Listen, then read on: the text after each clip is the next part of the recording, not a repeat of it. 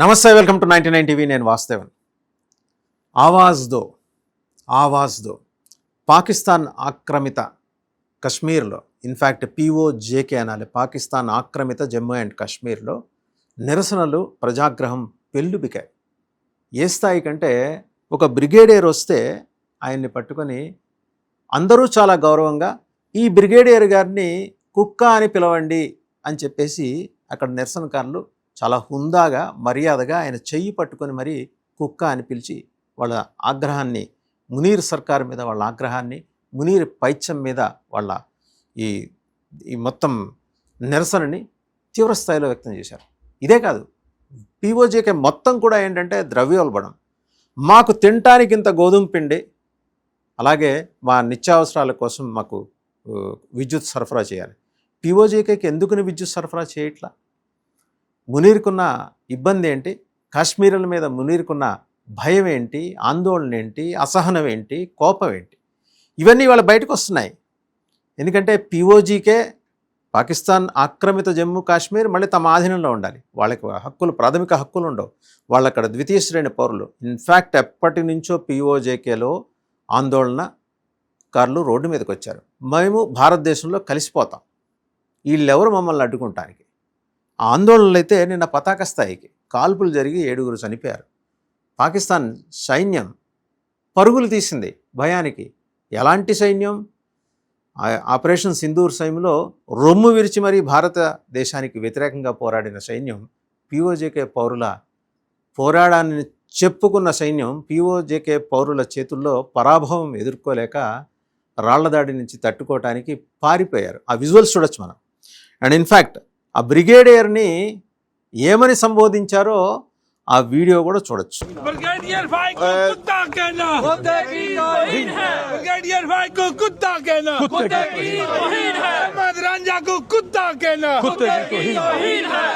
So ఆ video చూశారు కదా.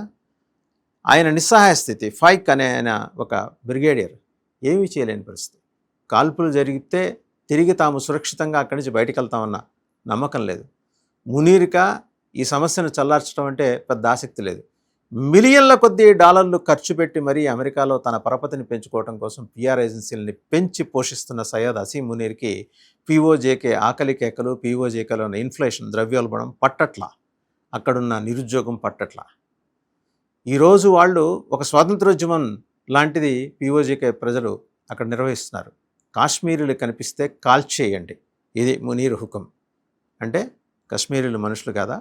మీ అవసరాల కోసం POJKని, POKని అడ్డం పెట్టుకొని కశ్మీర్లో, జమ్మూ కాశ్మీర్లో చొరబడి ఇక్కడ విధ్వంసం సృష్టించడానికి మీరు చేసిన పన్నాగాలన్నీ బెడిసి కొట్టాయి, తిప్పి కొట్టబడుతున్నాయి. Syed Asim Munir, field marshal Syed Asim Munir. ఈ మాట వాళ్ళు అంటున్నారు, మనం అంటలా. సో ఈ రకంగా చూస్తే మన దేశంలో అల్లకల్లోను సృష్టించడానికి బంగ్లాదేశ్కి టెర్రరిస్టులని సరఫరా చేస్తూ వస్తూ ISI ద్వారా వాళ్ళకి అక్కడ శిక్షణ ఇప్పిస్తూ వచ్చిన పాకిస్తాన్కి ఎలాంటి చేదు అనుభవం ఎదురవుతుంది POJK ప్రజల నుంచి, ఇక్కడ మనం అర్థం చేసుకోవాల్సిన విషయం. అండ్ రెండోది, అంతర్జాతీయ సమాజం ఇవాళ పాకిస్తాన్ వంక ఆసక్తిగా చూస్తుంది.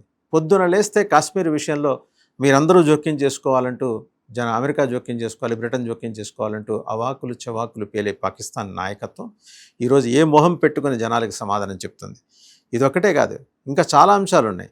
ఎందుకంటే తినటానికి గుప్పెడు గోధుమ పిండి కూడా ఇవ్వలేని పరిస్థితుల్లో ఉన్న ఆ ప్రభుత్వం అక్కడ దమనకాండ సాగిస్తుంటే తెగబడ్డారు జమ్మూ కాశ్మీర్ ప్రజానీకం, పాక్ ఆక్రమిత జమ్మూ కాశ్మీర్ ప్రజానీకం.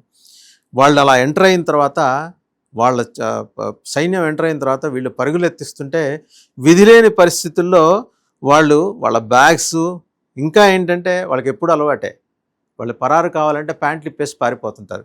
ఆ విజువల్స్ కూడా మీరు ఇక్కడ చూడొచ్చు. సైన్యం ఎలా పరుగులు తీస్తోంది, ఎలా ప్యాంట్లు చొక్కాలు ఇప్పేసి మరీ పరుగులు తీస్తున్నారు అనేది కూడా మీరు చూడొచ్చు. ఇంకదొక్కటేనా, ఇంకా చాలా అంశాలు మనం కనుక చూస్తే సయ్యద్ హసీం మునీర్ ఈరోజు అంతర్జాతీయ సమాజం ముందు వచ్చి ఏం సమాధానం చెప్తాడు? మానవ హక్కుల ఉల్లంఘన ఇక్కడ జరుగుతోంది ఏంటి? హక్కుల మాట సరే, ఆకలి మాట ఏంటి? POJKలో ఇన్ఫ్లేషన్ ఏంటి? నువ్వు నీ కుటుంబం బాగుంటే సరిపోతుందా? నువ్వు నీ కుటుంబం UKలో పెద్ద పెద్ద బంగ్లాలు కట్టుకొనో లేకపోతే కొనుక్కొనో జీవించేస్తే సరిపోతుందా? మీ పిల్లలు అక్కడ ఇక్కడ చదువుకుంటే బాగుంటుందా? మీరు ఎప్పటికీ ఫీల్డ్ మార్షల్ మునీర్ కాలేరు. మిమ్మల్ని అంతర్జాతీయ సమాజం ముల్లా మునీర్ అని పిలుస్తుంది. ఈరోజు మీరు ఆక్రమించుకున్న భూభాగంలో కూడా వసతులు కల్పించలేనంత దైన్యస్థితికి దిగజారిన మీకు రేపు పొద్దున ఏ చైనా అన్నా వచ్చి సపోర్ట్ ఇస్తుందా? చైనా తన అవసరానికి మిమ్మల్ని వాడుకుంటుంది. ఇప్పటికే గ్వాదర్ పోర్టు దగ్గర మీకు ఎదురైన చేదు అనుభవం నుంచి ఇంకా మీరు ఆ బాధని దిగమింగుకోలేక బయటికి రాలేకపోతున్నారు మునీర్. మీ ఎంతసేపు PR activity, public relation activity కోసం అమెరికాలో డబ్బులు చిల్లర పెంకుల్లా ఖర్చు పెట్టేస్తున్నారు. ఒక్క పిఓజేకేలోనే ఆ ఇష్యూ ఉందా? కాదు. మీకు బలూచిస్తాన్లో ఉంది, అండ్ అలాగే ఇటు సింధ్ ప్రాంతంలో కూడా ఉంది, ఖైబర్ పఖ్తూన్ఖ్వాలో కూడా ఉంది. వీటన్నిటినీ అడ్రస్ చేయలేక అంశాన్ని మీరు పిఓజేకే వైపు డైవర్ట్ చేద్దాం అనుకుంటే అది కాస్త ఎదురు తిరిగింది. సో 4 వైపులా మీరు దిగ్బంధనానికి గురయ్యారు. సయ్యద్ అసీం మునీర్, మీరు దాంట్లోంచి, ఆ చట్రంలోంచి, ఆ శ్లేష్మంలోంచి మీరు బయటపడలేరు. ఖచ్చితంగా ఏంటంటే మీకు ఇంకొక 2 నెలల్లోనే ఒక బెఫిటింగ్ రిప్లై ఇవ్వటానికి అటు పాకిస్తాన్లో అధికారికంగా ఉన్న ప్రజానీకం, ఇటు పిఓజేకేలో ఉన్న ప్రజానీకం కూడా సిద్ధంగా ఉన్నారు. ఓవరాల్గా పాకిస్తాన్ పరిస్థితి ఏంటనేది అంతర్జాతీయ సమాజం గమనిస్తోంది. భారత్లో ఎప్పుడు వేలు పెట్టి కలకాలి అని చెప్పి ఆలోచన ఉన్న మీ దుర్మార్గపూరిత ధోరణిని అక్కడి జనమే ఎండగడుతున్నారు. సో పిఓజేకేలో చొచ్చుకొచ్చిన ఈ ఆందోళన లేకపోతే పెళ్ళుబికిన ఈ నిరసన ఇది ఎవరూ ప్రేరేపించింది కాదు, స్థానికంగా ఉన్న ప్రజానీకం నుంచి వచ్చింది. జనాగ్రహం ముందు గొప్పవాళ్లే మాడి మసైపోయారు. మీరేమీ మినహాయింపు కాదు. సయ్యద్ అసీం మునీర్.